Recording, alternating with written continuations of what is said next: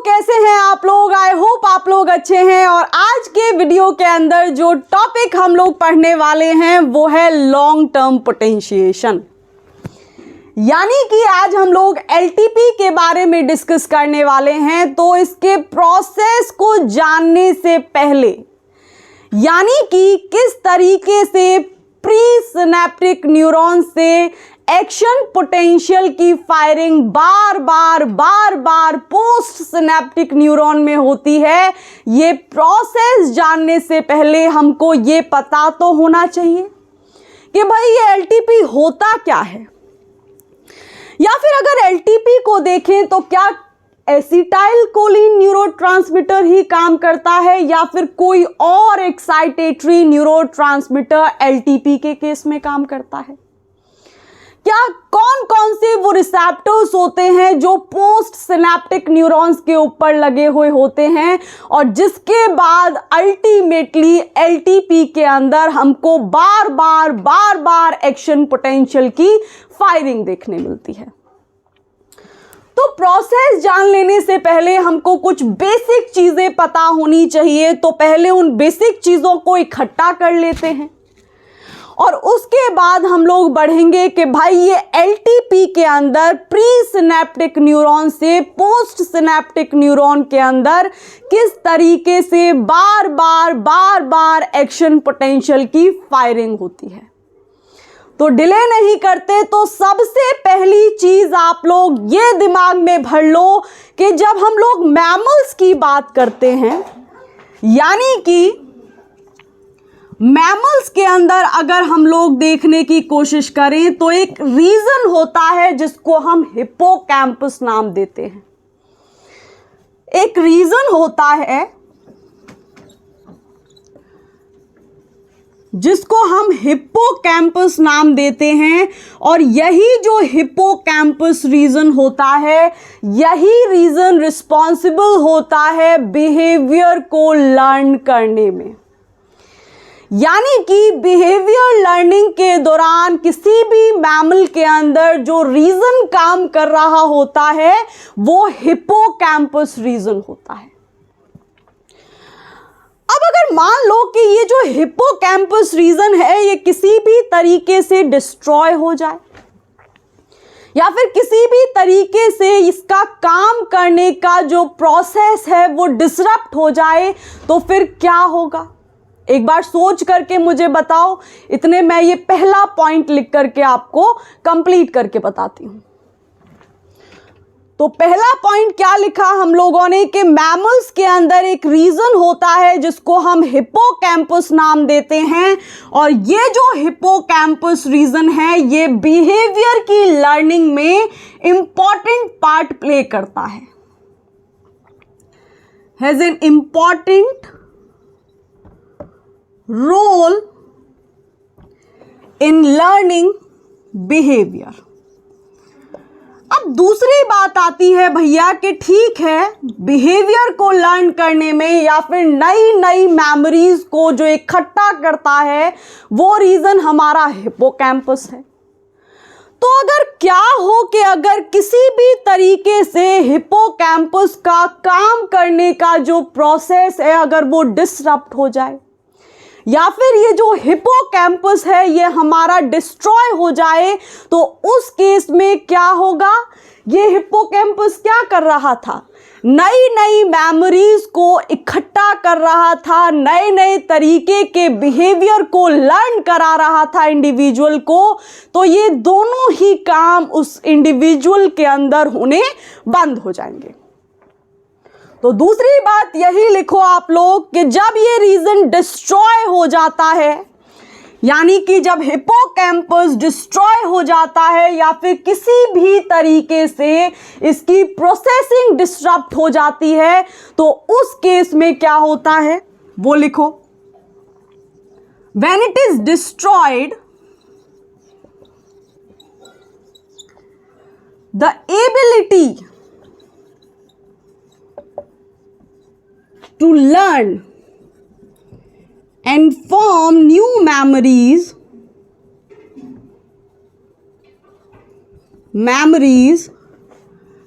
is lost in that particular individual.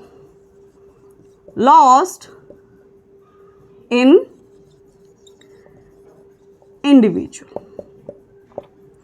ये बात भी पल्ले पड़ गई आप लोगों के। अब तीसरी बात आती है कि भाई इतनी देर से कर रहे हैं कि एलटीपी एलटीपी एलटीपी, और ये एलटीपी है क्या? तो एलटीपी क्या होता है कि नॉर्मली क्या हो रहा होता है, नॉर्मली जब किसी भी न्यूरॉन्स के बीच में सिनेप्स जनरेट हो रहा होता है तो एक बार ही प्री सिनेप्टिक न्यूरॉन से पोस्ट सिनेप्टिक न्यूरॉन के अंदर एक्शन पोटेंशियल जनरेट होता है, ट्रांसमिट होता है। यानी कि एक्शन पोटेंशियल की फायरिंग सिर्फ एक बार होती है, और ये एक बार वाला सिनेरियोस नॉर्मल कंडीशन में देखने मिलता है। लेकिन लॉन्ग टर्म पोटेंशिएशन के अंदर क्या होता है, अगर आपको याद आ रहा हो तो वो प्रोसेस हम पूरा डिस्कस कर चुके हैं कि क्या होता है भैया, कि मान लो ये है हमारा प्री सिनेप्टिक न्यूरॉन। ध्यान से समझते हुए चलना, क्योंकि बाद में चीजें क्लियर नहीं होंगी बिल्कुल भी। तो अगर ये वाला वीडियो भी देखा नहीं है तो जा करके ये वाला वीडियो भी एक बार चेक कर लो, मैं लिंक आपको डिस्क्रिप्शन में दे दूंगी। तो फिलहाल के लिए ये समझो कि नॉर्मल कंडीशन के अंदर क्या होता है, जब प्री सिनेप्टिक न्यूरॉन से पोस्ट सिनेप्टिक न्यूरॉन की तरफ एक्शन पोटेंशियल का ट्रांसमिशन होता है।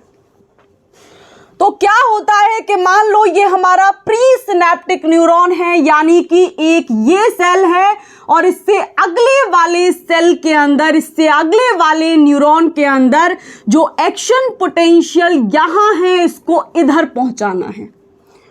तो दूसरा बना लो इधर भैया, ये रहा, और ये है हमारे पोस्ट सिनेप्टिक न्यूरॉन भैया। इतनी बात समझ में आ गई। और ये जो प्री सिनेप्टिक न्यूरॉन है, ये वाला पोर्शन इसका पीछे वाला पार्ट होता है, यानी कि इस न्यूरॉन का पीछे वाला पोस्टीरियर पार्ट होता है। और पोस्टीरियर पार्ट न्यूरॉन का क्या कहलाता है, यानी कि यहां कौन सा पोर्शन आ रहा होगा, यहां पर हमारा एक्सॉन के टर्मिनाई आ रहे होंगे। तो मान लो ये एक टर्मिनस है प्री सिनेप्टिक न्यूरॉन का, यानी एक न्यूरॉन का पोस्टीरियर पार्ट है, और इस न्यूरॉन के पोस्टीरियर पार्ट से हमको एक्शन पोटेंशियल इस न्यूरॉन के एंटीरियर पार्ट में ट्रांसमिट करना है। क्या होगा, तो जब हमारा एक्शन पोटेंशियल जनरेट होता है तो सबसे पहली चीज तो हमको ये पता है कि जैसे ही एक्शन पोटेंशियल किसी न्यूरॉन, किसी सेल में जनरेट होता है तो वो जो सेल होती है वो डीपोलराइज्ड हो जाती है। यानी कि उस सेल की जो मेम्ब्रेन होती है वो डीपोलराइज्ड हो जाती है, और डीपोलराइज्ड होने का सीधा सीधा मतलब ये समझ लो कि भैया अंदर ज्यादा पॉजिटिव चार्ज की कॉन्सेंट्रेशन होगी एज कंपेयर टू बाहर। अब ये पॉजिटिव और नेगेटिव से ऐसे मत समझने लग जाना कि अंदर पॉजिटिव आयंस की कॉन्सेंट्रेशन ज्यादा है और बाहर नेगेटिव आयंस की, ना। क्या है मसला ये है कि जब मेम्ब्रेन डीपोलराइज्ड होती है तो अंदर की साइड में ज्यादा पॉजिटिव चार्ज का एक्युमुलेशन हो जाता है एज कंपेयर टू बाहर कम पॉजिटिव चार्ज रह गए ना। तो फिर क्या होता है कि जैसे ही ये मेम्ब्रेन डीपोलराइज्ड होती है, मेम्ब्रेन डीपोलराइज्ड होने के बाद इस प्री सिनेप्टिक न्यूरॉन के ऊपर एक तरीके के चैनल्स लगे हुए होते हैं, और उन चैनल्स को हम नाम देते हैं voltage gated calcium channels. Voltage gated calcium channels. और चैनल्स किस तरीके से काम करते हैं? चैनल्स होते हैं भैया सेतु, यानी कि चैनल्स के ऊपर गेट लगे हुए होते हैं और चैनल्स क्योंकि पैसिव मूवमेंट कराते हैं, पैसिव ट्रांसपोर्टेशन का पार्ट होते हैं, तो ये हमेशा आयंस का जो मूवमेंट होगा वो जहां आयंस की कॉन्सेंट्रेशन या फिर मॉलिक्यूल्स की कॉन्सेंट्रेशन ज्यादा है, उस साइड से जहां मॉलिक्यूल की कॉन्सेंट्रेशन ऑलरेडी कम है, ट्रांसपोर्टेशन उस साइड में होता है। एक्टिव ट्रांसपोर्टेशन की तरह उल्टा फुल्टा काम यहां नहीं चलता, और जब उल्टा फुल्टा काम नहीं चलता है तो कोई एटीपी भी नहीं चाहिए, करेक्ट?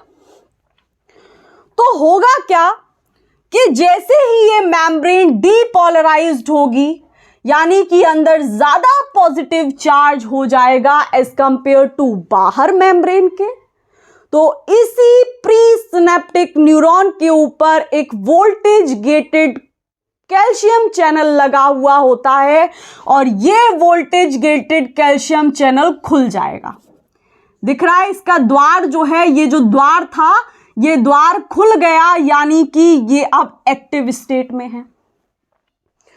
और जैसे ही ये एक्टिव स्टेट में आएगा वैसे ही ज्यादा से ज्यादा कैल्शियम सेल के बाहर से सेल के अंदर घुसना शुरू हो जाएगा।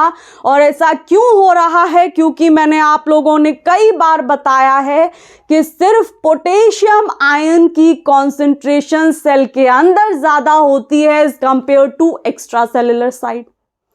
बाकी के जितने भी आयंस बचते हैं, चाहे वो क्लोराइड आयन हो, चाहे वो सोडियम आयन हो, चाहे वो कैल्शियम आयन हो, उन सब की कॉन्सेंट्रेशन सेल के बाहर ज्यादा होगी as compare to the intracellular part.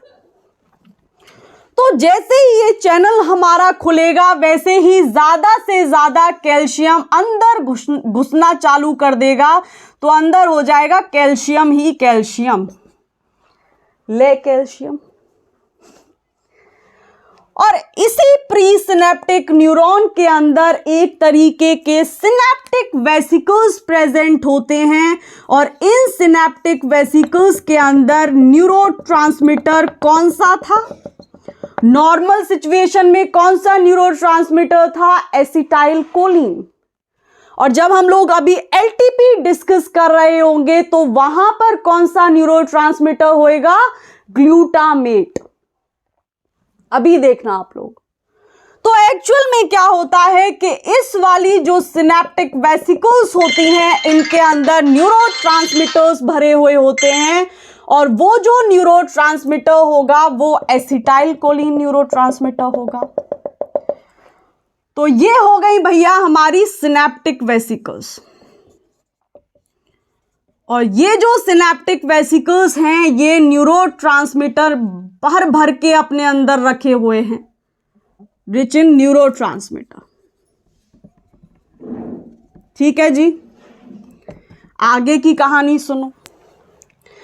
और इसी प्री सिनेप्टिक न्यूरॉन के अंदर हमारा एक प्रोटीन होता है जिसको हम नाम देते हैं कैलमॉड्यूलिन प्रोटीन। ये रहा कैलमॉड्यूलिन प्रोटीन, स्माइली। अब क्या होता है कि ये जो कैलमॉड्यूलिन प्रोटीन होता है इसका एक्टिवेशन कैल्शियम डिपेंडेंट होता है, यानी कि कैलमॉड्यूलिन तभी एक्टिवेट होगा जब कैल्शियम के साथ इसका इंटरेक्शन होगा।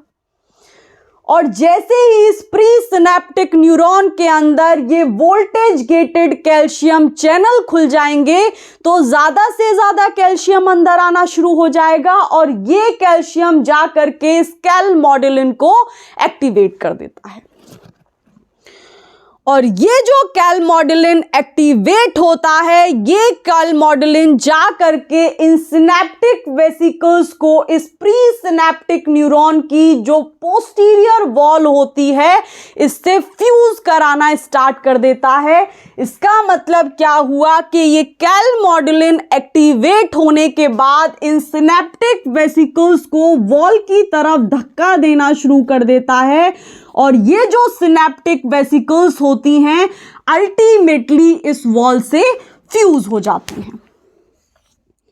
तो इस तरीके से ये वॉल से फ्यूज हुई और जैसे ही वॉल से फ्यूज हुई बुम, ये फट जाती हैं और फटने के बाद क्या होता है कि जितना भी न्यूरोट्रांसमीटर इसके अंदर भरा हुआ था, यानी कि एसिटाइल कोलिन जितना भरा हुआ था, वो सारा का सारा एसिटाइल कोलिन ये बीच वाला जो पोर्शन होता है जिसको हम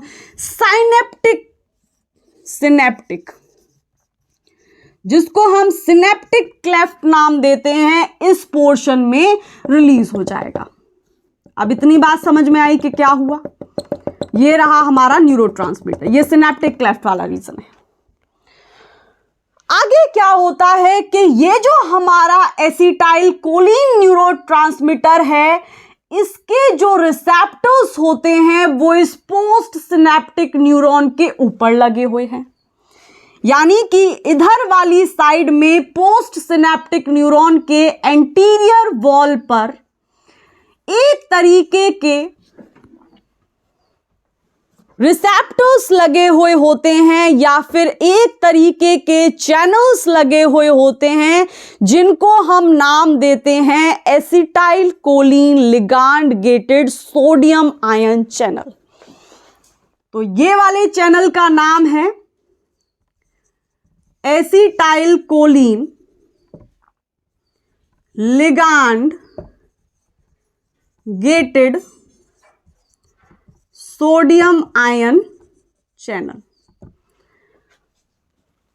अब देखो यहां पे एक चीज समझ में आ रही होगी कि ये हैं तो सोडियम आयन के चैनल ही, यानी कि इन चैनल से होकर के सोडियम आयन ही पास होगा, लेकिन इन चैनल्स को खुलवाने के लिए हमको एसिटाइल कोलिन न्यूरोट्रांसमीटर की जरूरत पड़ेगी, क्योंकि एसिटाइल कोलिन की चाबी ही इस ताले को एसिटाइल कोलिन के रिसेप्टर को आकर के खोल पाएगी।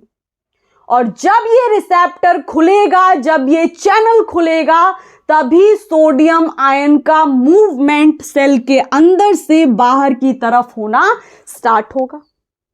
तो आगे क्या होगा कि जैसे ही ये एसिटाइल कोलिन आकर के अपने रिसेप्टर यानी ताले के डेड बोल्ट में जाकर के मैच करता है, वैसे ही ये ताला खुल जाता है और ताला खुलने के बाद ये जो चैनल है ये खुल जाता है, जिसके बाद ज्यादा से ज्यादा सोडियम आयन इस प्री नहीं है, ये पोस्ट सिनेप्टिक न्यूरॉन के अंदर घुसना चालू कर देंगे।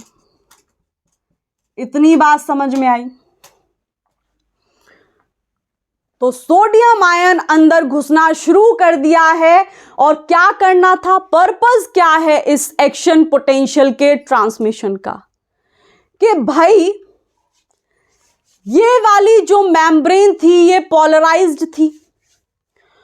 जब मेम्ब्रेन पोलराइज्ड होती है तभी एक्शन पोटेंशियल जेनरेट होता है, यानी डीपोलराइज्ड होती है तभी एक्शन पोटेंशियल जेनरेट होता है।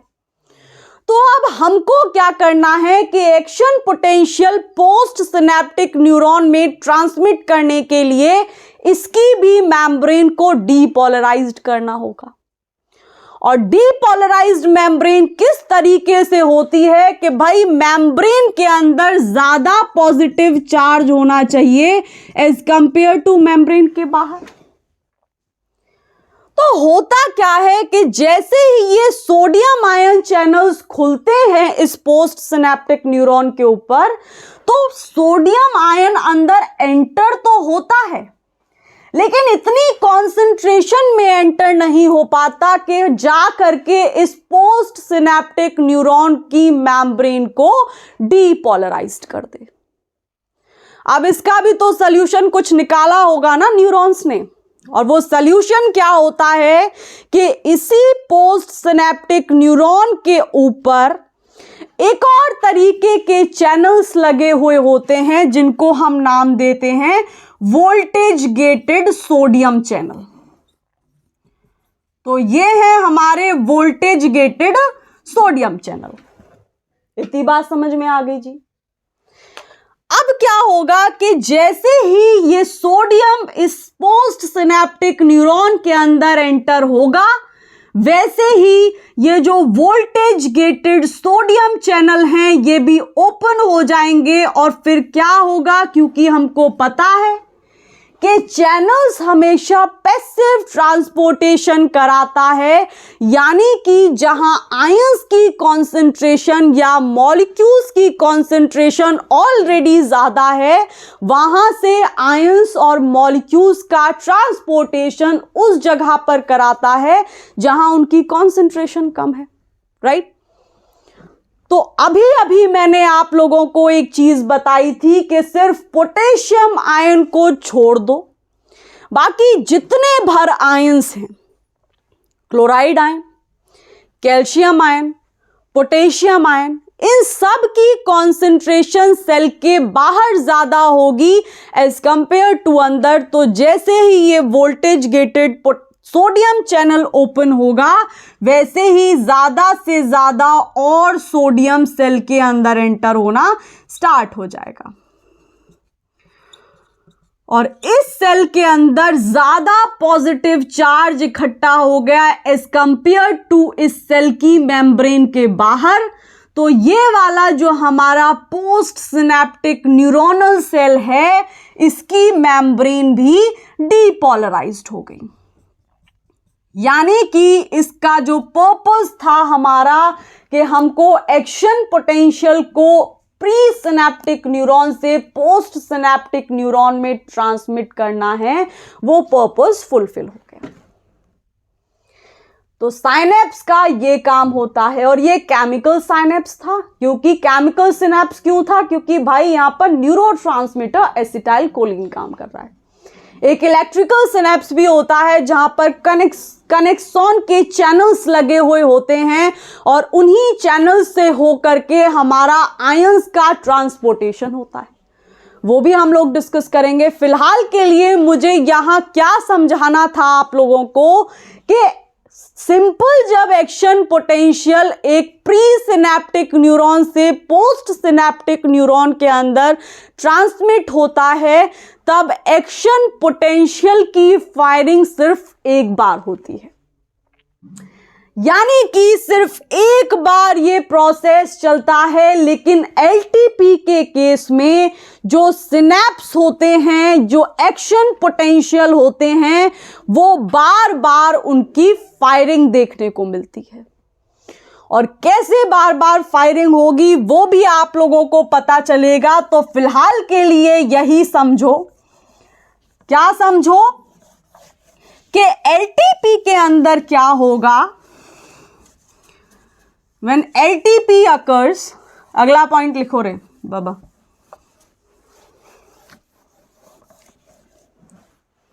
चेप दो अगला पॉइंट कि जब एलटीपी देखने को मिलता है तो प्री सिनेप्टिक सेल ज्यादा बार एक्शन पोटेंशियल की फायरिंग करती है।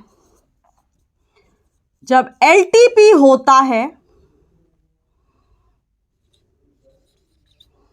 when presynaptic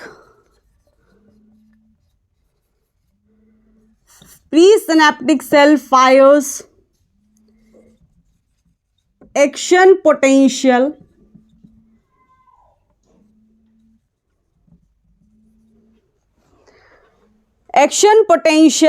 one or more than one time and presynaptic cell is strongly depolarized। One और मोर देन वन, या फिर वन मत लिखो, more than one. Presynaptic cell fires action potential more than one time, more than one time. और इसका result क्या होता है कि जो पोस्ट सिनेप्टिक सेल है, the post synaptic cell is strongly depolarized. Depolarized तो समझने में आ गया होगा, लेकिन अभी भी अगर क्लियर नहीं हुआ है तो जा करके मेम्ब्रेन पोटेंशियल वाला लेक्चर देख लो। इतनी बात आ गई समझ में? तो 3 चीजें हम लोग अभी तक समझे हैं। आगे हमको ये पता होना चाहिए कि जब नॉर्मल एक्शन पोटेंशियल का ट्रांसमिशन होता है तो वहां पर जो न्यूरोट्रांसमीटर काम करता है वो कौन सा होता है। अभी बताया था मैंने आप लोगों को, एसिटाइल कोलिन होता है, ये भाई साहब होते हैं। लेकिन जब बात एलटीपी की आती है, जब प्रोसेस एलटीपी का चलता है तो वहां पर ये एसीएच यानी एसिटाइल कोलिन काम नहीं करता, एक दूसरा एक्साइटेटरी न्यूरोट्रांसमीटर काम करता है जिसको हम नाम देते हैं ग्लूटामेट। कौन सा? ग्लूटामेट। तो अगला पॉइंट छाप लो, और क्या छापना है कि glutamate is the main excitatory. 2 तरीके के न्यूरोट्रांसमीटर्स होते हैं, एक्साइटेटरी और इनहिबिटरी, और 2 तरीके के ही रिसेप्टर्स होते हैं, एक्साइटेटरी रिसेप्टर्स और इनहिबिटरी रिसेप्टर्स। ये भी समझना है तो जा करके एसिटाइल कोलिन के रिसेप्टर्स के टाइप्स देख लो। हालांकि मैंने इतने बेटर तरीके से नहीं पढ़ाया है, हम लोग एक बार और डिस्कस करने वाले हैं उसको, बट स्टिल आप लोगों को कुछ समझने में आ जाएगा, तो just go and check that video. फिलहाल के लिए ये समझो कि जब एलटीपी किसी इंडिविजुअल के अंदर जनरेट होता है, एक्शन पोटेंशियल की फायरिंग बार बार होती है, तो उस केस में जो एक्साइटेटरी न्यूरोट्रांसमीटर काम करता है वो हमारे ग्लूटामेट भैया होते हैं।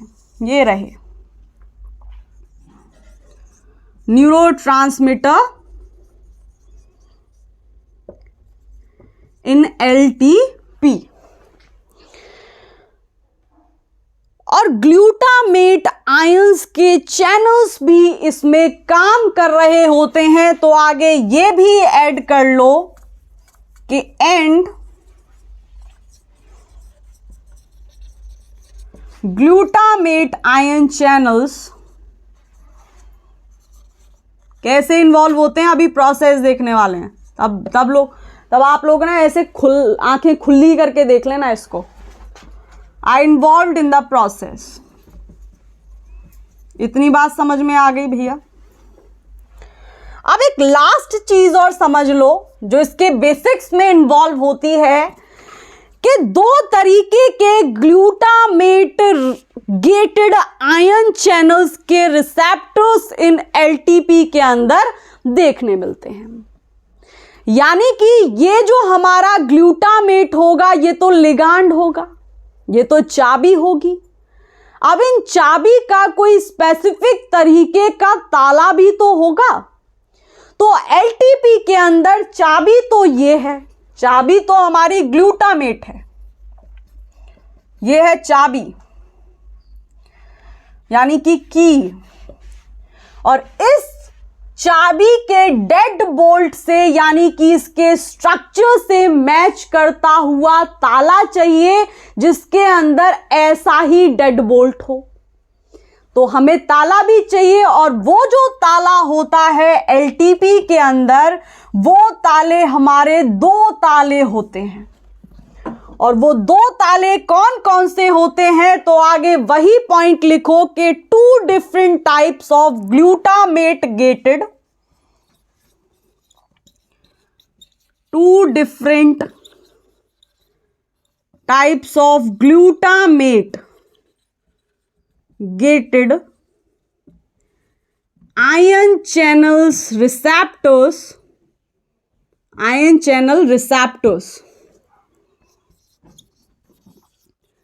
are involved in the process। और वो कौन कौन है, तो पहला है AMPA। पहला ताले का नाम है AMPA, और एक दूसरा ताला भी होता है जिसका नाम है NMDA। ताले और चाबी भी याद करने पड़ रहे हैं, क्या जमाना आ गया है, इनके भी नाम है। तो ये रहे हमारे 2 तरीके के रिसेप्टर्स यानी कि ताले जो एलटीपी के अंदर काम करते हैं। एक और पॉइंट यहां पर आगे ऐड कर लो कि ये जो NMDA रिसेप्टर होता है ये N मिथाइल डी एस्पार्टेट के लिए भी रिस्पॉन्ड करता है, यानी कि सिर्फ ग्लूटामेट के लिए ये रिस्पॉन्ड नहीं करता है, ये N मिथाइल डी एस्पार्टेट के लिए भी रिस्पॉन्ड करता है। NMDA है तो आगे लिखो also responds to N-methyl D-aspartate। पल्ले पड़ गई इतनी बात। क्या क्या सीखा बेसिक्स के अंदर कि एलटीपी के अंदर एक रीजन होता है हिपोकैम्पस करके, और वो हिपोकैम्पस रीजन रिस्पॉन्सिबल होता है फॉर लर्निंग बिहेवियर। तो क्या हो कि अगर ये हिपोकैम्पस में किसी तरीके से आग लग जाए या फिर ये काम करना बंद कर दे, तो उस केस में जो इंडिविजुअल के अंदर नई मेमोरीज का स्टोरिंग होता है या फिर नई मेमोरीज का फॉर्मेशन होता है, चीजों को नई चीजों को लर्न करने की जो एबिलिटी होती है वो गायब हो जाती है। उसके बाद हम लोगों ने देखा कि ठीक है भाई, हिपोकैम्पस जरूरी है एलटीपी के लिए, लेकिन ये एलटीपी है क्या अभी तक हमको नहीं पता था। तो हम लोगों ने इसको ऐसे समझने की कोशिश की थी कि प्री सिनेप्टिक न्यूरॉन से पोस्ट सिनेप्टिक न्यूरॉन के अंदर एक बार एक्शन पोटेंशियल की फायरिंग होती है नॉर्मल केस में, लेकिन एलटीपी के अंदर क्या होता है कि वो जो एक्शन पोटेंशियल होता है उसकी फायरिंग बार बार होती है। या फिर इसको ऐसे समझने की कोशिश करो कि कोई चीज है जो आपने सिर्फ एक बार याद की, भूलोगे कि नहीं भूलोगे। और मेमोरीज ऐसी चीज होती हैं जिनको ध्यान से सहेज करके रखना होता है, तो उन मेमोरीज को स्टोर करने के लिए बार बार याद करना पड़ेगा। और वो जो बार बार याद करने का प्रोसेस होता है उसी को हम बोलते हैं कि एक्शन पोटेंशियल की बार बार फायरिंग होती है। यानी कि जिस चीज को आप बार बार सोच रहे होते हो वो चीज आपके दिमाग के अंदर बिल्कुल बैठ जाती है। और वो क्यों बैठ जाती है? क्योंकि उस केस में एक्शन पोटेंशियल की फायरिंग में आपने बम लगा दिए। यानी एक्शन पोटेंशियल की फायरिंग जहां सिर्फ एक बार होनी थी वहां आपने कई बार फायरिंग करा दी है, जिसकी वजह से वो जो याद है वो दिमाग में बिल्कुल बैठ गई है। इसी को हम एलटीपी बोलते हैं। अब बात आती है कि एलटीपी के प्रोसेस के दौरान कौन सा ताला होता है और कौन सी चाबी होती है। तो अगर ताला देखें तो ग्लूटामेट ना, चाबी होती है ग्लूटामेट। अगर चाबी की बात करें तो वो ग्लूटामेट है, और कई सारे ग्लूटामेट गेटेड आयन चैनल्स भी एलटीपी में देखने मिलेंगे, अभी मिलेंगे, देखना। और वहीं पर अगर क्योंकि ताली की बात आई है तो ताला भी होगा, ताला बिना ताले के काम नहीं चलेगा। तो दो तरीके के ग्लूटामेट गेटेड आयन चैनल्स के रिसेप्टर्स होते हैं, पहला हमारा NMDA और दूसरा होता है AMPA। कष्ट में हो आप लोग, हैं पीड़ा हो रही है, ताले चाबी के नाम याद करने पड़ रहे हैं। आगे चलो, अब देखो इसका प्रोसेस। अब है असली बात अब आई है।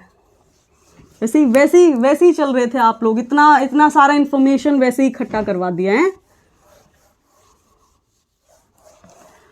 देखो क्या होगा एलटीपी के अंदर। अलग प्रोसेस पढ़ लो, उस प्रोसेस का और प्रोसेस पढ़ लो, और फिर उन प्रोसेस को याद कर लो, तो हो गया ना प्रोसेस का प्रोसेस। तो आगे क्या होता है देखो कि मान लो ये हमारी प्री सिनेप्टिक सेल है, साथ के साथ बनाते चलना, वरना एलटीपी जनरेट नहीं होगा। और एलटीपी जनरेट नहीं हुआ, बार बार एक्शन पोटेंशियल की फायरिंग नहीं कराई तो भूल जाओगे, और भूल गए तो फिर क्या करना फिर? है कोई फायदा है? नो। तो ये है हमारा प्री सिनेप्टिक सेल। ठीक है। और पहली चीज तो आप दिमाग में ये भर लो कि जब ये प्री सिनेप्टिक सेल है तो प्री सिनेप्टिक सेल के अंदर कुछ सिनेप्टिक वेसिकल्स भी होते हैं और उन्हीं सिनेप्टिक वेसिकल्स के अंदर न्यूरोट्रांसमीटर भरा हुआ होता है। जो चूर्ण जरूरी है वो चूर्ण इसी के अंदर है। प्री सिनेप्टिक सेल के अंदर एक तरीके के वेसिकल्स होते हैं। सिंपल वाले केस में कौन से थे केमिकल सिनेप्स जब हम लोग डिस्कस कर रहे थे? एसिटाइल कोलिन न्यूरोट्रांसमीटर के सिनेप्टिक वेसिकल्स थे। और एलटीपी के अंदर कौन से वेसिकल्स होते हैं? हमारे ग्लूटामेट से भरे हुए, क्योंकि ये जो चाबी काम करती हैं यहां पर ये ग्लूटामेट की चाबी ही काम करती हैं।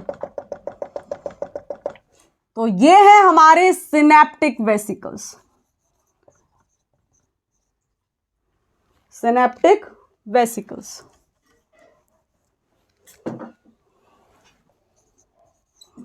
लेकिन अंतर कहां आया है? अंतर इस बात में आया है कि वहां पर सिनेप्टिक वेसिकल्स में जो न्यूरोट्रांसमीटर चाबी भरी हुई थी वो एसिटाइल कोलिन थी और यहां पर हमारी ग्लूटामेट है। पहली बात समझ में आ गई होगी। अब एक्शन पोटेंशियल को ट्रांसमिट भी तो कहीं करना होगा, कहीं फायरिंग भी तो करानी होगी आप लोगों को। तो ये तो हो गई प्री सिनेप्टिक सेल। तो जहां फायरिंग करानी है वो वाली सेल भी बना लो। कौन सी है? Post synaptic cell. और मान लो कि ये है हमारी post synaptic cell. Post synaptic cell. Channel को सब्सक्राइब नहीं किया है then do subscribe it. You can share these videos to your friends as well who are preparing for exams like CSIR NET, DBT JRF, ICMR JRF, ICAR JRF, BAC वाला paper, DUK MSc entrances, exams related to life sciences, या फिर state level university के exams या फिर PhD entrances. You can share these videos to them as well. New year है भाई, कुछ तो पुण्य कर दो मेरे लिए। ओके और वो जो बेल आइकन है ना साइड में दिख रहा होगा, देखो उधर, बजा लो उसको, बजा दो घंटी, घंटी बजा लो जल्दी से। तो आगे देखो, ये है हमारी पोस्ट सिनेप्टिक सेल और इस पोस्ट सिनेप्टिक सेल के ऊपर इस ताले की, ताला ये चाबी की ताले लगे हुए होते हैं। और कौन कौन से ताले हम लोग देखे थे? बताओ मुझे। हम लोग दो तरीके के ताले देखे थे। पहला था हमारा NMDA रिसेप्टर और दूसरा था हमारा AMPA रिसेप्टर। ये हैं ताले और ये रही इनकी चाबी। लेकिन चाबी अभी डिब्बे में बंद है, निकालनी पड़ेगी, खींचनी पड़ेगी, है ना। एक और चीज यहीं पर समझ लो कि ये जो दो ताले हैं, इन दोनों तालों में से एक ताले को ब्लॉक करके रखता है एक आयन। यानी कि वो ताला तब तक नहीं खुलेगा जब तक कि वो आयन वहां से नहीं हटाया जाएगा। और वो कौन सा ताला होता है? वो ताला है हमारा NMDA रिसेप्टर और इसको ब्लॉक करके रखने का काम जो आयन करता है वो है Mg2+। ये मैग्नीशियम है जो आफत करके रखा है, समझ रहे हो। तो अभी सिचुएशन कैसी है? अभी सिचुएशन इस पोस्ट सिनेप्टिक सेल के अंदर ऐसी है कि अभी इसकी जो मेम्ब्रेन है वो डीपोलराइज्ड नहीं है। यानी कि अभी इसके बाहर वाली साइड में ही ज्यादा पॉजिटिव चार्ज है एज कंपेयर टू अंदर इस सेल के। और मेम्ब्रेन कब डीपोलराइज्ड होती है? जब मेम्ब्रेन के अंदर ज्यादा पॉजिटिव चार्ज होता है, सेल की मेम्ब्रेन के अंदर ज्यादा पॉजिटिव चार्ज होता है as compare to the extracellular part. ये बात भी पता है। तो पता है क्या नहीं हम लोगों को? ये नहीं पता कि फायरिंग कैसे कराएंगे। पहले अब बंदूक चलवा लेते हैं, फिर देखेंगे आगे क्या होना है। तो आगे क्या होगा?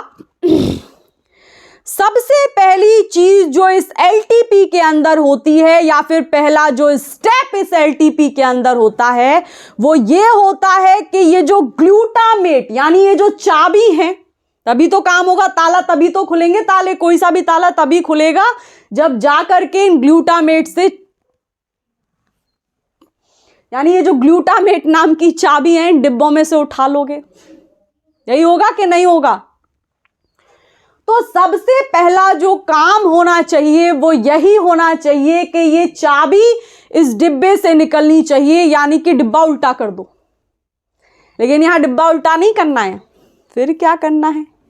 फिर ये करना है कि ये जो डिब्बे हैं, ये डिब्बे नहीं है, ये हैं बलून्स, और बलून्स भी हैं ये पानी जैसे।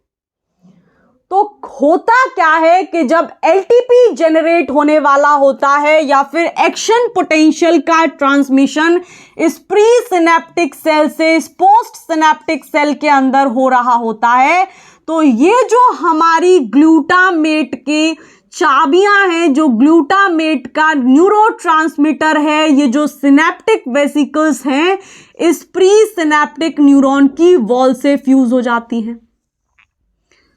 और पानी के फुलाते हैं ना, बचपन की गुलाबी यादें, ऐसे कर करके फुलाते हैं, और वो जो पानी वाले गोल गोल वेसिकल्स बनते हैं, वो अगर किसी वॉल से या किसी सरफेस से जा करके इंटरेक्ट कर जाएं तो बूम हो जाता है। वैसा ही होगा इधर। जैसे ही ये सिनेप्टिक वेसिकल्स इस प्री सिनेप्टिक न्यूरॉन की वॉल से फ्यूज होंगी, ये फट जाएंगी, और फटने के बाद हमको चाबी मिल जाएगी। कैसे? इन दोनों के बीच में जो रीजन होता है उसको हमने क्या नाम दिया था? पीछे वाले वीडियो के अंदर देखा था हम लोगों ने, उसको नाम दिया था सिनेप्टिक क्लेफ्ट। तो ये जो सिनेप्टिक क्लेफ्ट होता है, ये जो ग्लूटामेट का न्यूरोट्रांसमीटर था, इस सिनेप्टिक क्लेफ्ट के अंदर आना शुरू हो जाता है, क्योंकि बलून फाड़ दिया आप लोगों ने। मुझसे मत पूछो, अब फट गया बलून। ये हो गया पहला काम कि ग्लूटामेट इस प्री सिनेप्टिक सेल से निकल गया। तो पहला पॉइंट इधर लिख लो आगे, क्योंकि नोट्स बना रहे होगे आप लोग। I know I used to do the same thing. तो ग्लूटामेट इज रिलीज्ड, कहां से निकला है? पोस्ट से या प्री से? हाँ, सही पकड़े हो, सही, यही चाहिए अपने को। From presynaptic cell. Am I clear? इतना समझ में आया? तो ग्लूटामेट जो चाबी है, डिब्बा पलटा नहीं, क्योंकि डिब्बा नहीं था प्लास्टिक का, फोड़ दिया, चाबी बिखर गई, और बिखरने के बाद इस सिनेप्टिक क्लेफ्ट के अंदर आ गई। तो पहला पॉइंट यही है कि प्री सिनेप्टिक सेल से ये जो ग्लूटामेट था इसको रिलीज कराना, और इसको रिलीज कराने के बाद इस सिनेप्टिक क्लेफ्ट वाले रीजन में ला करके डाल देना। सिनेप्टिक क्लेफ्ट तो पता ही होगा। अब दूसरा काम क्या होता है? ये जो चाबी होती है, इस चाबी का जो ताला है, वो ताला होता है हमारा AMPA का रिसेप्टर। यानी कि ये जो ग्लूटामेट है, ये जा करके इस AMPA रिसेप्टर यानी पहले ताले पर बाइंड हो जाता है। तो ये है हमारा लाल रंग वाला ग्लूटामेट, और ग्लूटामेट आकर के अपने ताले पर बाइंड हो गया, क्योंकि ये चाबी थी, ये ताला है, और ताला इसी चाबी से खुलेगा, तो खुल जाएगा जल्दी से। और जैसे ही ताला खोला आप लोगों ने, वैसे ही क्या होगा? पहले ये लिखो कि दूसरे स्टेप में क्या होगा कि ये जो ग्लूटामेट है ये बाइंड कर जाएगा और ओपन कर देगा कौन से वाले रिसेप्टर को? AMPA रिसेप्टर को। बड़े चलो, लिखे चलो तमाम। मुझे लगा कि मैं भी आप लोगों के साथ थोड़ा सा हाथ चला लिया करूं, लिख लिया करूं, लेकिन बहुत टाइम कंज्यूमिंग और टीडियस हो जाता है ऐसे, बट स्टिल हम लोग ऐसे ही पढ़ने वाले हैं अब, क्योंकि आप लोगों को ऐसे बेटर समझने में आएगा, मुझे ऐसा लगता है। इतनी बात समझ में आ गई। अब एक और चीज समझ लो कि ये जो AMPA रिसेप्टर है, ये जो ताला है, ये ताला खुलने के बाद एक चैनल को खोल देता है, यानी कि ये चैनल ही है। AMPA रिसेप्टर चैनल ही है, और ये चैनल है हमारा सोडियम आयन का चैनल। लेकिन ये जो चैनल है ये glutamate ligand gated sodium ion channel है। तो जब हमारा ग्लूटामेट इस AMPA रिसेप्टर पर आकर के बाइंड करेगा, तभी ये रिसेप्टर हमारा खुलेगा और ज्यादा से ज्यादा सोडियम इस पोस्ट सिनेप्टिक सेल के अंदर एंटर होना चालू हो जाएगा। क्यों भैया, अंदर ही क्यों आ रहा है सोडियम, बाहर क्यों नहीं गया? ये बात भी पता है ना कि सिर्फ पोटेशियम आयन की कॉन्सेंट्रेशन सेल के अंदर ज्यादा होती है, बाकी जितने भर आयन है, सोडियम, कैल्शियम, क्लोराइड, सबकी कॉन्सेंट्रेशन सेल के एक्स्ट्रा सेलुलर पार्ट में ज्यादा होती है, पता है ना। और क्योंकि ये चैनल है, तो चैनल हमेशा पैसिव ट्रांसपोर्टेशन को रेगुलेट करता है, यानी कि जहां ज्यादा कॉन्सेंट्रेशन है वहां से पकड़ करके आयंस को उधर भगाएगा जहां कम है। बहुत दानी है, बहुत ज्यादा दानी है। आप लोग भी कर सकते हो, do it. Today is a new year, right, do it. तो अब क्या होगा कि ये जो सोडियम आयन चैनल है ये खुल जाएगा और ज्यादा से ज्यादा सोडियम के आयंस इस पोस्ट सिनेप्टिक सेल के अंदर एंटर होने चालू हो जाएंगे। तो अगला पॉइंट यही नोट डाउन कर लो कि सोडियम आयन का इनफ्लक्स होना शुरू हो जाएगा। सी लिखो और फिर लिखो कि सोडियम आयन इनफ्लक्स, यानी कि जो पोस्ट सिनेप्टिक सेल है उसका डीपोलराइजेशन होना चालू हो गया। लिख लिया जी, इतनी बात समझ में आ गई। आगे क्या होगा? आगे ये होगा कि जब इस पोस्ट सिनेप्टिक सेल का डीपोलराइजेशन होना, डीपोलराइजेशन क्या होता है कि मेम्ब्रेन के अंदर वाली साइड में पॉजिटिव चार्ज की कॉन्सेंट्रेशन ज्यादा होनी चाहिए एज कंपेयर टू बाहर वाला साइड। तो जैसे जैसे ये हमारी पोस्ट सिनेप्टिक सेल डीपोलराइज्ड होना चालू हो जाएगी, क्योंकि सोडियम आयन एंटर कर रहा है, तो ये डीपोलराइजेशन इस पोस्ट सिनेप्टिक सेल का इस NMDA रिसेप्टर पर जो Mg2+ ब्लॉक करके बैठा है इस ताले को, ये सोडियम आयन का डीपोलराइजेशन इस ताले के ब्लॉक करने वाले मॉलिक्यूल आयन को फेंक देगा साइड में। तो अगला पॉइंट लिखो कि depolarisation removes magnesium ion from NMDA receptor. इधर ही लिख लो डी, डीपोलराइजेशन ऑफ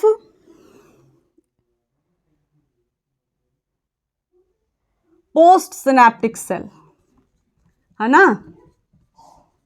हाँ, post synaptic cell removes Mg2+, blocker है ये, पकड़ के धुन दो इसको अब। और कहां से, कौन से वाले रिसेप्टर पर लगा हुआ था ये? NMDA receptor, NMDA। ओके, तो ये हो गई चौथी चीज। आगे क्या होता है कि भाई जैसे ही ये NMDA रिसेप्टर से ये ब्लॉकर हटता है, Mg2+ ने इस ताले को बंद करके रखा हुआ था, और जैसे ही ये ताला पर लगा हुआ ये Mg2+ हटता है, ये जो NMDA रिसेप्टर होता है ये एक्चुअल में कैल्शियम आयन का चैनल होता है। जैसे ये AMPA सोडियम आयन का चैनल था ना, उसी तरीके से ये जो NMDA है ये कैल्शियम आयन का चैनल है। साइड में लिख लो, घुसा लो इसको भी। यार हमारा बोर्ड छोटा है नो, तो लिखो इधर, बहुत हो गया छोटा है। कैल्शियम आयन चैनल है ये एक्चुअल में। असली बात तो ये है जो अब हमको पता चल रही है, अभी तक तो हम अंधेरे में थे भाई। अब क्या होगा कि जैसे ही ये हमारा NMDA रिसेप्टर चालू होगा, ज्यादा से ज्यादा कैल्शियम ब्लॉकर हट गया, NMDA रिसेप्टर खुल गया, यानी ताला खुल गया और ये चैनल एक्टिवेट हो गया। तो क्योंकि कैल्शियम की कॉन्सेंट्रेशन भी सेल के बाहर ज्यादा होती है और ये एक चैनल है, तो ज्यादा से ज्यादा कैल्शियम इस सेल के अंदर एंटर होना चालू हो जाएगा। दूसरा रंग डालो, हरा रंग डालो, डालो हरा वाला रंग डाल दो, ये है कैल्शियम, ये रहा। और भाई पॉजिटिव ही पॉजिटिव चार्ज बढ़ता जा रहा है अंदर, देख रहे हो। पहले कितना नेगेटिव था, दिन बदलने में देर नहीं लगती है, यहां से सीखो।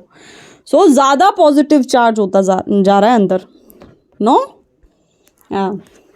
चलो ये वाला पॉइंट लिख डालो पहले कि क्या हुआ है कि जैसे ही NMDA रिसेप्टर खुला, अब कैल्शियम एंटर होना शुरू हो जाएगा NMDA रिसेप्टर के चैनल से। Now calcium enters through NMDA receptor, और यहाँ पे उसमें ब्रैकेट खोल के ब्रैकेट बंद कर देना, ये भी एक कैल्शियम आयन चैनल है, ठीक है। तो कैल्शियम एंटर करा देगा। आगे क्या होता है कि जैसे जैसे इस पोस्ट सिनेप्टिक सेल के अंदर कैल्शियम की कॉन्सेंट्रेशन बढ़ती जाती है, तो कैल्शियम की कॉन्सेंट्रेशन इस पोस्ट सिनेप्टिक सेल के अंदर बढ़ती जाएगी, और जैसे ही ये बढ़ती जाएगी वैसे ही इस पोस्ट सिनेप्टिक सेल के अंदर एक कैलमॉड्यूलिन डिपेंडेंट काइनेज होता है, और वो कैलमॉड्यूलिन डिपेंडेंट काइनेज एक्टिवेट हो जाता है। पहले ये समझो कि हुआ क्या है कि इस पोस्ट सिनेप्टिक सेल के अंदर कैल्शियम की कॉन्सेंट्रेशन बढ़ती जा रही है, तो यहीं पे इसको लिख लो कि increased concentration of calcium inside post synaptic cell. और होता क्या है, इसका अल्टीमेट रिजल्ट क्या होता है कि इसी पोस्ट सिनेप्टिक सेल के अंदर हमारा एक तरीके का काइनेज होता है, कैल्शियम डिपेंडेंट कैलमॉड्यूलिन काइनेज। वो कैल्शियम डिपेंडेंट कैलमॉड्यूलिन काइनेज एक्टिवेट हो जाता है।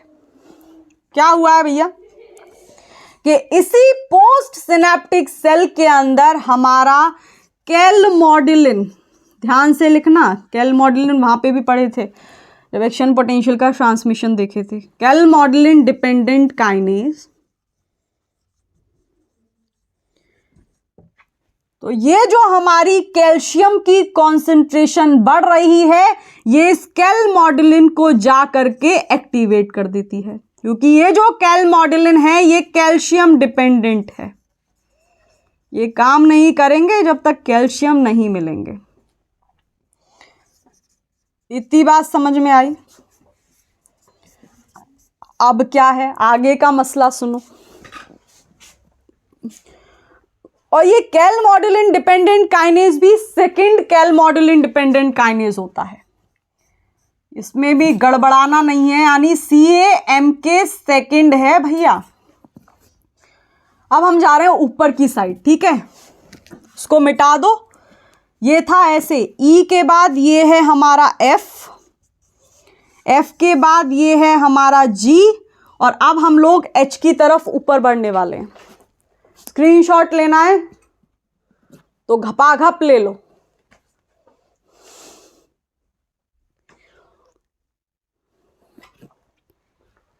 चलें आगे। देखो ये मिटा देते हैं, जगह नहीं बची अपन लोगों के पास। मिटाओ और फिर आगे बढ़ो। चलो पेज भर दो अब वापस से। तो G के बाद है फिर H। अब क्या होगा, इसी पोस्ट सिनेप्टिक सेल के अंदर जब ये calcium dependent calmodulin kinase second activate हुआ, एक्टिवेट होने के बाद ये जो CMK सेकंड है ये जा करके इस इस पोस्ट सिनेप्टिक सेल के ऊपर और कई सारे AMPA रिसेप्टर यानी नए नए AMPA रिसेप्टर्स के एक्सप्रेशन को इंड्यूस कर देगा। क्या बोल रही हूं मैं, समझ में आ रहा है? मैं ये बोल रही हूं कि ये जो हमारा CMK सेकंड है जब ये एक्टिवेट हो जाएगा तो एक्टिवेट होने के लिए LTP पढ़ रहे हैं ना, क्या कराना है, एक्शन पोटेंशियल की फायरिंग करानी है, यानी बार बार बंदूक चलनी है। एक बार बंदूक से कुछ नहीं होगा। तो बार बार बंदूक तभी चलेगी जब ज्यादा से ज्यादा AMPA के रिसेप्टर्स इस पोस्ट सिनेप्टिक सेल के ऊपर आकर के लग जाएंगे, क्योंकि वो खुलेंगे। खुलने के बाद अंदर सोडियम आयन एंटर होगा, वापस से मेम्ब्रेन डीपोलराइज्ड होगी, फिर से दूसरा वाला रिसेप्टर खुलेगा, वापस से मेम्ब्रेन डीपोलराइज्ड होगी। तो एक ही जो सेल है वो बार बार उसमें एक्शन पोटेंशियल की फायरिंग हो रही है। यानी कि वो जो इंफॉर्मेशन है, इस न्यूरॉन को बेचारे को मारोगे ना कि छोड़ दे ये इंफॉर्मेशन, तो भी नहीं छोड़ पाएगा। Something like that, you know. देखो क्या हुआ है, इतना बात समझ में आया। अभी क्या हुआ है कि ये जो CMK सेकंड है ये हो गए एक्टिवेट, ये जाग गए, और जागने के बाद इंसान हरकतें कर देता है। अब ये CMK सेकंड क्या करेगा, it will induce the expression of, और नए नए रिसेप्टर्स ताले ला के इसकी वॉल पे चिपका देगा, पोस्ट सिनेप्टिक सेल की वॉल पे AMPA रिसेप्टर। इतनी बात पल्ले पड़ी। और अल्टीमेटली क्या होगा कि ये जो नए नए AMPA के रिसेप्टर्स हैं ये इस पोस्ट सिनेप्टिक सेल की वॉल पर, यानी इसकी जो ये मेम्ब्रेन है इस पर लग जाएंगे। और फिर वापस से क्या होगा कि बार बार फायरिंग होगी, बार बार फायरिंग होगी, बार बार फायरिंग होगी, और इसी को हम बोलते हैं LTP। तो अंत में एक चीज और लिख लो, G के बाद, इसको हटाओ यहां से, तमाम बोर्ड घेर के रखा है हमारा, है like this. Oh my god, no not like this, मतलब सारा एरिया कवर करके रखा है। आगे क्या होगा भाई कि ये जो नए AMPA रिसेप्टर्स जो कैलमॉडुलेंट डिपेंडेंट काइनेज सेकंड ने इंड्यूस कराए हैं ये इंसर्ट हो जाएंगे पोस्ट सिनेप्टिक सेल के ऊपर। तो आई और लिख लो लास्ट में कि नए AMPA receptors are induced on post synaptic cell. ठीक है जी। और बार बार एक्शन पोटेंशियल की फायरिंग को ही हम नाम देते हैं LTP। तो ये था हमारा LTP। अगर चैनल को अभी तक सब्सक्राइब नहीं किए हो तो जल्दी से कर लो, क्योंकि हम लोग सिग्नलिंग भी स्टार्ट करने वाले हैं and we will be moving towards molecular biology as well. तो अगर आप लोगों को मज़ा आ रहा है पढ़ने में, देन सब्सक्राइब करो, बेल आइकन बजा दो, घंटी बजा दो, and you can share these videos to your friends as well. आज के लिए इतना ही रखते हैं, कल हम लोग मिलते हैं, बाय।